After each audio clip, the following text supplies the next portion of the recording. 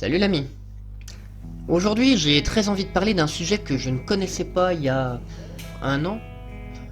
Pour tout te dire, découvrir ce sujet a probablement été un pivot dans ma vie. Je sais pas vraiment quelle image pour le moment je donne à l'écran, mais je sais comment je me suis vu pendant longtemps. Je manquais de confiance en moi, à un niveau presque pathologique. Ce que j'entends par là, c'est que j'estimais n'avoir aucune capacité, aucune compétence, force ou légitimité. Alors, par conséquent, je me cachais. J'évitais les responsabilités, je procrastinais, et je me montrais indécis quand j'étais au pied du mur. D'un certain point de vue, je suis encore comme ça parfois. J'ai été éduqué à me comporter comme ça. Domestiqué, comme le dirait un certain chaman toltèque. Certes, il reste du travail, mais une des premières étapes a été de sortir de la zone de l'inaction. Et j'ai bien parlé d'une zone, car aujourd'hui, je me représente spatialement ce problème. J'imagine que la réflexion, la décision et l'action sont des points sur une ligne que le temps fait grandir. Plus j'attends avant de passer d'un point à un autre, plus la distance entre eux grandit, et donc plus il me faudra d'énergie pour traverser l'espace qui les sépare. Après tout, il est plus simple de traverser la rue que de courir un marathon. Enfin, plus simple, je sais pas, c'est moins fatigant en tout cas me semble-t-il. Et la vie est un mouvement. Ne pas bouger, c'est mourir. C'est ce qui est mort qui est immobile. Si on les regarde suffisamment longtemps, même les arbres bougent. Ce sera donc le sujet du jour. Comment se mettre à bouger? Il y a quelque chose que j'ai découvert il y a quelques mois. J'ai découvert John Boyd. Alors par pur hasard, je suis tombé sur une biographie de ce pilote de chasse de l'US Air Force qui théorisa la manière de prendre une décision. Alors, au premier abord, tu vas me dire ce que t'en penses, mais il avait rien de très impressionnant, ce pilote de chasse. Enfin, je veux dire, son parcours paraît banal, non?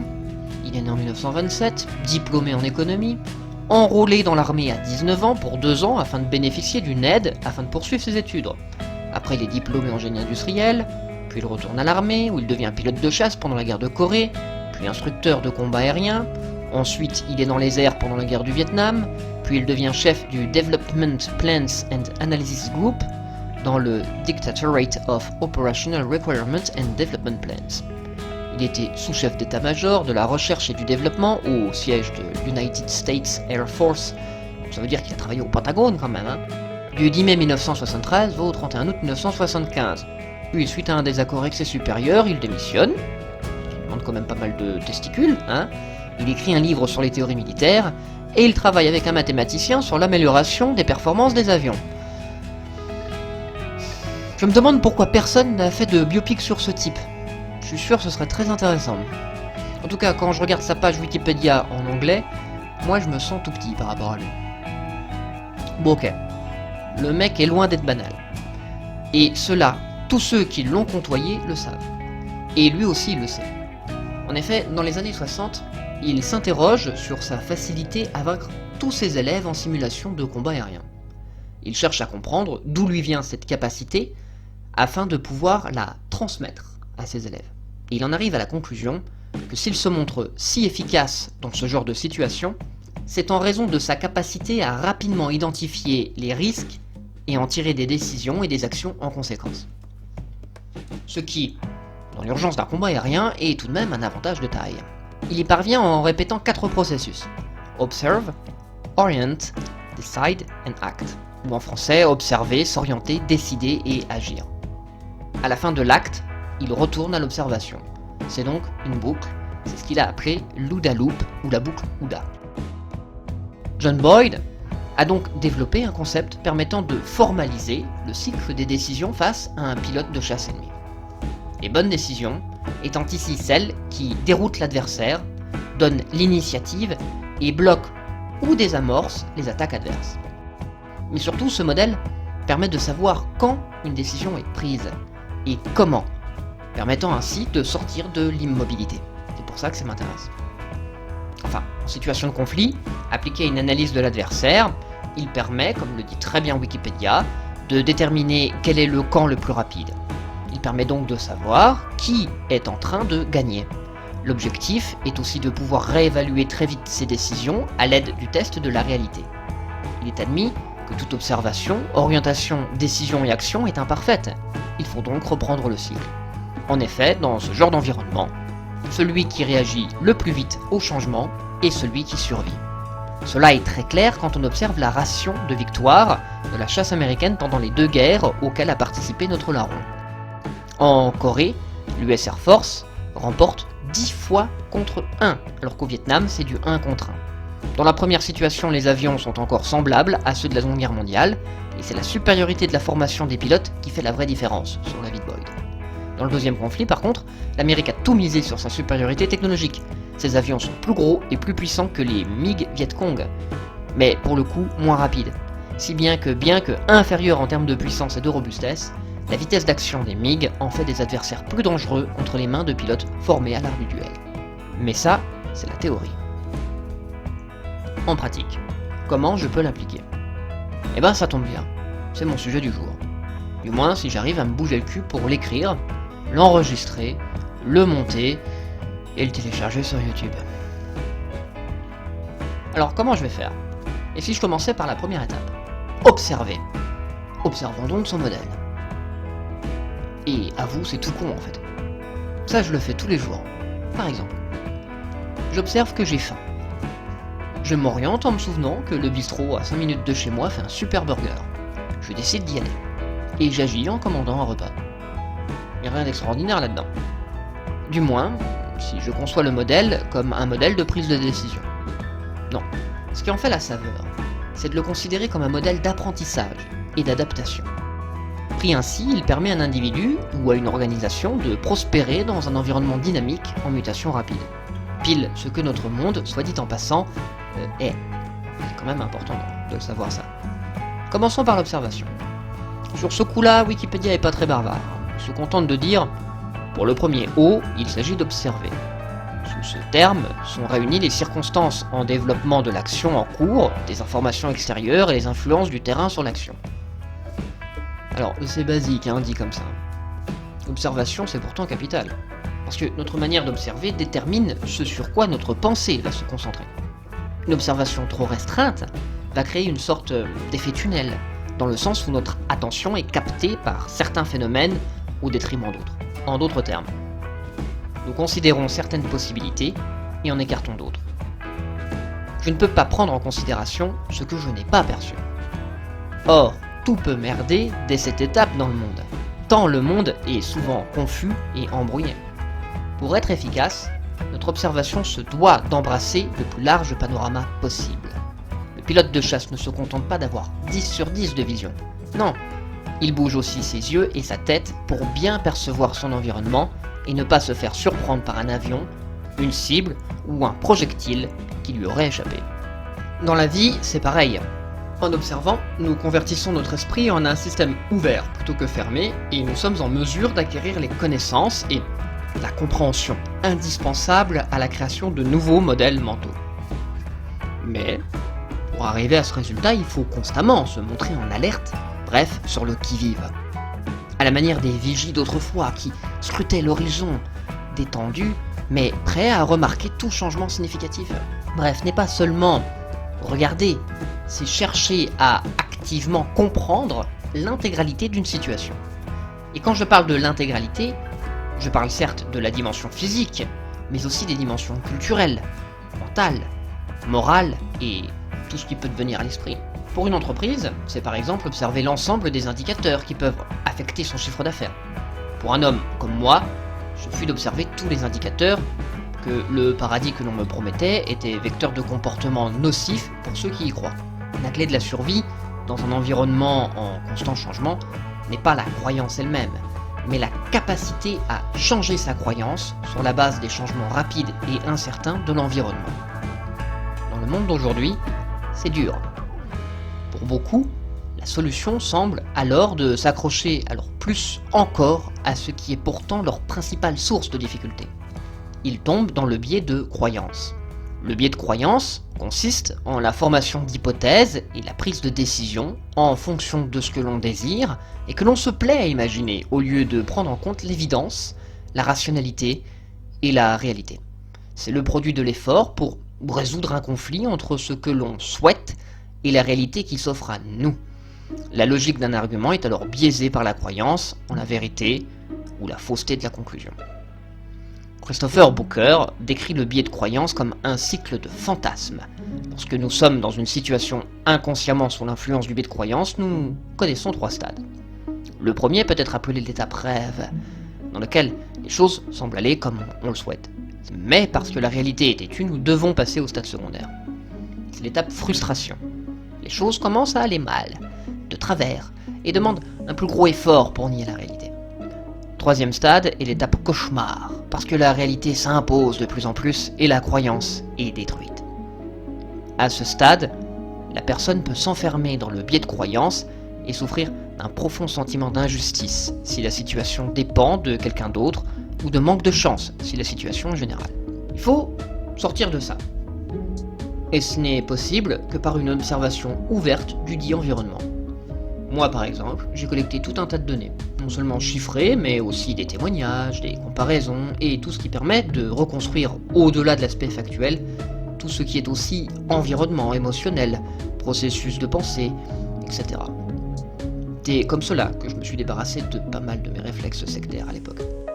Mais ce n'est pas suffisant. Il faut encore en faire quelque chose. Il faut passer à la deuxième étape. Il s'agit maintenant d'éviter un premier piège. Se dire que l'on n'a jamais assez d'informations. Parce que oui, c'est capital d'accumuler suffisamment de points de vue pour se faire une bonne image d'ensemble, mais à un moment, il faut tout de même l'utiliser. Sinon on risque de se noyer sous les données. Si avant de faire un pas, je me demande si mes lacets sont bien faits, si ma chaussure est suffisamment hermétique, si le sol supportera bien mon poids, si l'angle de mon pied est optimal pour économiser de l'énergie, et ben au final je reste comme un con à pied en l'air. Faut orienter mon information, ce qui est le stade le plus important de la boucle.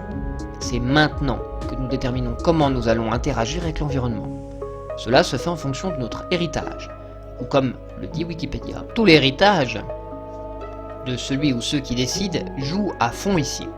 Cet héritage est génétique, culturel, les analyses et les informations antérieures, ainsi que les expériences déjà vécues. Cela fait beaucoup d'éléments qui interagissent tous les uns sur les autres. Si plusieurs personnes doivent décider, elles n'auront pas les mêmes bases. Le blocage en devient quasiment naturel. Le filtrage sur les observations interdit une modélisation partagée de la situation.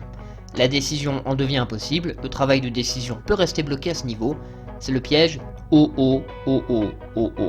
Alors, je sais pas qui a écrit l'article, mais c'est très vrai. L'orientation façonne la manière que j'ai d'observer et de passer à l'étape suivante.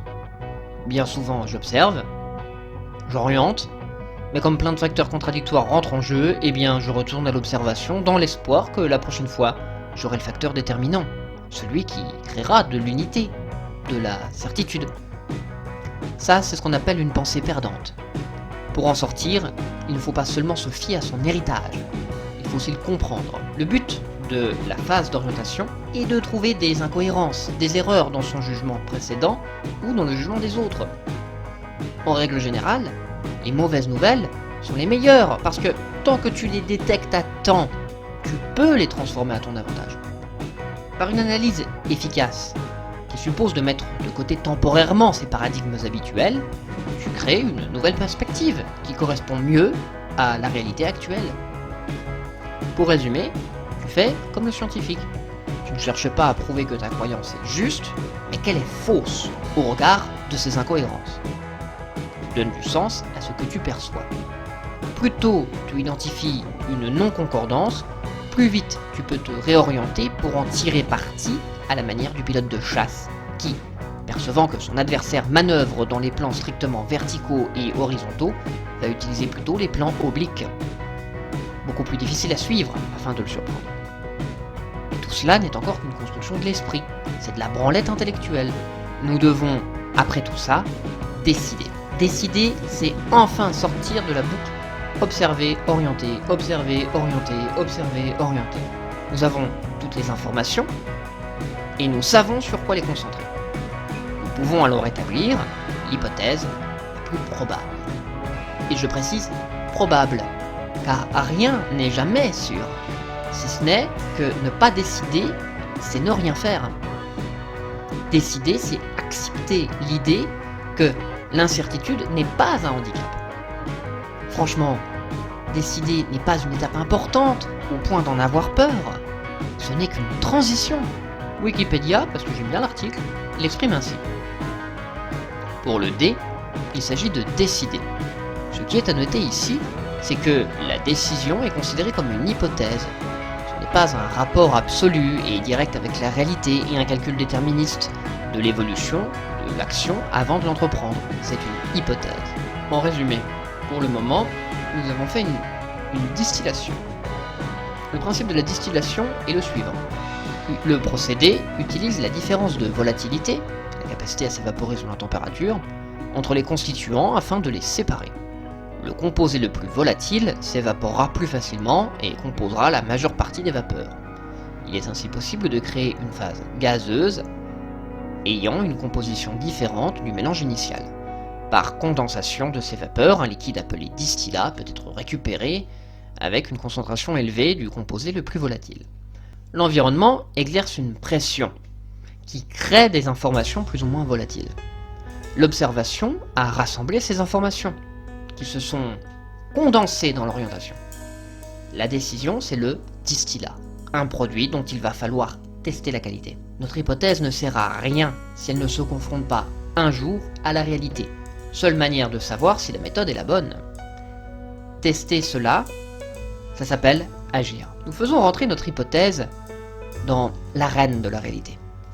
Si notre méthode était la bonne, alors elle se comportera plus ou moins comme prévu pendant un temps.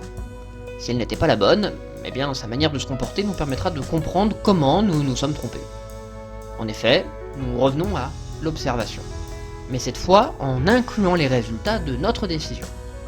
Parce que notre décision est devenue une partie de l'environnement, et que les autres vont devoir l'inclure dans leur propre boucle de décision. Ce qui changera alors une nouvelle fois la donne, et ainsi de suite. La boucle n'est donc pas entièrement fermée. Elle est ouverte sur l'extérieur de notre esprit, et l'intérieur de notre psyché. En résumé, on pourrait modéliser la boucle ainsi. Nous observons le monde extérieur et le résultat de nos actions précédentes. Nous prenons le temps de nous orienter, d'analyser et de synthétiser tout ce que nous avons appris au cours des phases d'observation. L'orientation guide nos décisions et actions. Le résultat de ces actions devient plus d'informations pour le prochain cycle d'observation. Normalement, notre cerveau fonctionne comme ça. Mais en pratique, beaucoup le font très mal. Par exemple, de temps en temps, j'achète des actions. Et donc j'observe le comportement des traders. Tous les traders sont censés avoir accès au même flux de données. Et pourtant, ils n'ont pas tous le même talent pour faire face à l'imprévu. Et le vrai problème de ces personnes est dans l'étape d'orientation. La phase d'orientation est l'endroit où la créativité et l'innovation se produisent. Les personnes très créatives et innovatrices voient la même réalité que tout le monde, mais elles s'orientent différemment de la plupart des gens. Or, j'adore ce mot, l'orientation influence notre manière d'observer, de décider et ensuite d'agir. C'est donc là qu'il faut concentrer son énergie, si l'on veut améliorer sa capacité à faire quelque chose de sa vie. En 2008, je me souviens que nous avons subi une crise économique un peu stupide vue d'aujourd'hui. Une histoire de prêt fait à des personnes qui ne pouvaient pas rembourser. Comment en est-on arrivé là? Tout le monde dans l'industrie avait accès aux contrats de prêts hypothécaires et aux données sur le nombre de prêts consentis à des personnes à faible revenu. Au stade d'observation, tous les acteurs étaient sur un pied d'égalité. Cependant, la plupart des gens n'ont pas réussi à s'orienter. Au lieu de chercher des disparités, ils ont cherché des moyens de confirmer ce qu'ils croyaient déjà. Grave erreur, qui a littéralement détruit des vies. Ils sont tombés dans le biais de confirmation. Je vais mettre un lien parce que ce biais, je l'ai déjà expliqué plusieurs fois déjà dans d'autres vidéos, dont la première que j'ai faite. L'orientation est la partie la plus importante du processus OUDA. Lorsque nous nous orientons, cela influence nos décisions et nos actions pour le reste de notre boucle OUDA actuelle, qui forme ensuite les boucles futures. En d'autres termes, ton libre arbitre, ton impact sur le monde et ta vie se joue sur ton orientation. Le faire bien t'influence positivement et mal le faire négativement. Alors, comment puis-je m'orienter correctement? Parmi les sources de cette vidéo, il y a une interview de... Alors je sais absolument pas comment ça se prononce, on va dire que ça va être Sanae Haline, prononciation comme une autre. Et elle résume très bien le but de l'OODA Loop. Je ferai pas de voix féminine. Pratiquement, il s'agit d'être constamment en apprentissage, à travers l'acquisition de nouvelles connaissances, et pourquoi pas l'apprentissage tout au long de la vie. Ensuite, il s'agit de détruire les anciennes idoles limitantes. En bref, il ne faut pas régler un nouveau problème par une carte mentale ancienne. La parabole la plus éloquente à ce sujet est le syndrome de l'homme avec un marteau, qui veut dire que les gens continuent à appliquer un même vieux modèle mental à une situation nouvelle. Cette parabole fait allusion aux managers qui continuent à appliquer un modèle économique éprouvé, même si le marché a évolué dans une autre direction. Ce syndrome illustre le ratage en bonne et due forme de la phase orientation qui prépare à la prise de décision. Une bonne vieille méthode peut avoir perdu de son efficacité sans que nous en soyons rendus compte. Une charge de cavalerie, bien qu'étant une bonne vieille méthode de guerre, ayant fait ses preuves sur des millénaires, n'est plus forcément pertinent face à des chars modernes. Ou nous perpétuons une pratique dangereuse sans le savoir, mais de nouvelles informations permettent désormais de le comprendre, du genre plus personne ne fout de radium dans les produits cosmétiques, pour d'évidentes raisons de problèmes de radiation. Faut rester en alerte, et apprendre perpétuellement. Rester ouvert, quoi. Sauf que cela nécessite de faire une chose qui va à l'encontre de l'éducation de beaucoup d'entre nous. Remettre en question ce que l'on pense savoir, afin d'établir une interprétation plus en accord avec la réalité. Il y a deux grandes manières de le faire.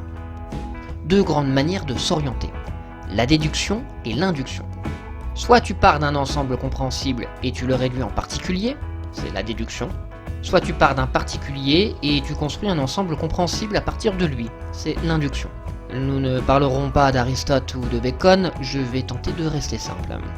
La déduction, c'est une phase de destruction. Je démonte pour comprendre. L'induction, c'est de la création. Je synthétise et intègre. Je rassemble une multitude de petites choses et je les assemble.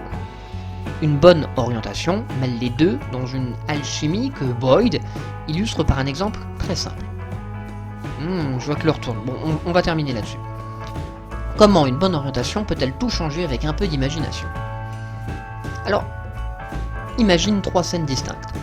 Un bateau à moteur remorquant un skieur derrière lui. Un char d'assaut roulant dans le désert et un vélo circulant dans la rue. Si je les décompose en parties constructives, j'obtiens pour le bateau à moteur une coque, un moteur hors bord et une paire de skis remorqués derrière celui-ci. En gros. Pour le char, en gros, un moteur aussi, mais avec des chenilles, un canon, une armure. Et pour le vélo, des roues, un guidon, un engrenage. Une fois en possession de tous ces éléments, je peux tenter de reconstruire une multitude d'ensembles incohérents. Ou je peux faire une motoneige. Je ne garde que ce qui, mis ensemble, peut redevenir cohérent. Les chenilles du tank, le moteur et les skis du bateau, et pourquoi pas le guidon du vélo. Je les recombine et... Voilà une orientation créative et à même d'apporter des résultats nouveaux selon Boyd. Cela nécessite de prendre toutes les données que tu as recueillies au cours de la phase d'observation, de les décomposer par déduction en parties constitutives, puis de les recombiner par synthèse créative pour former un nouveau modèle de réalité qui te permet de prendre de meilleures décisions et actions. Pour reprendre l'exemple de la crise de 2008, ceux qui perdirent de l'argent n'avaient pas décomposé leurs convictions sur le fondement du marché, et ne pouvaient donc pas analyser les données dans un cadre différent. Bien sûr, comme tous les modèles, la boucle OODA a des limites. Qui plus est, dans un contexte compétitif, elle est aussi une question de tempo. Mais cela, je vais te laisser le découvrir par toi-même. À toi de passer en mode observation. Néanmoins, tu disposes désormais d'une nouvelle approche possible. Et surtout sans avoir forcément recours à une métaphysique complexe, ou à un obscur philosophe de l'Antiquité, ou à un médecin viennois. Tu peux désormais répondre à une question que j'ai beaucoup entendue autour de moi, et je te l'avoue que je me pose encore souvent. Pourquoi ai-je fait ceci? Ou pire, pourquoi n'ai-je rien fait? La réponse est parce que je ne sais pas m'orienter. Inutile de te culpabiliser. Ce n'est pas seulement en fonction de ta volonté, c'est aussi la conséquence d'un mécanisme mental, le fruit de la causalité psychique. Comme le disait un célèbre juif, ce qu'un homme sème, c'est aussi ce qu'il récoltera. L'orientation efficace, ça repose sur ce principe. Être capable d'estimer correctement l'effet que provoquera une cause. Si certaines situations désagréables se répètent régulièrement dans ta vie, sans que tu n'en comprennes l'origine, eh bien, c'est probablement que ton orientation n'est pas la bonne, que cette récolte est ce que tu as semé depuis ton enfance. Moi, j'avais décidé de croire que les problèmes venaient de l'extérieur. Je faisais des efforts, mais pour rien. Et je ne comprenais pas comment j'échouais. J'avais le sentiment que c'était injuste. Je n'avais pas le bon état d'esprit. Mes actions et observations étaient mal orientées. Si c'est pareil pour toi, plutôt que de chercher à te sortir de la situation, à lutter contre, fais comme Boyd. Observe et trouve une nouvelle façon de faire. Sème autre chose et tu récolteras fatalement autre chose. Mais fais en sorte que la boucle arrive à son terme. Tiens-toi à la décision du moment, agis en conséquence et après observe les résultats. Puis reprends une nouvelle boucle en ajustant au fur et à mesure afin de parvenir par touches successives aux résultats optimaux. Plus tu parviendras à mener à terme tes boucles, plus tu seras capable de le faire efficacement et rapidement, et moins cela te demandera d'efforts. C'est comme cela que l'on sort de l'inaction, c'est comme cela que l'on ne gâche pas son énergie et que l'on avance pas à pas.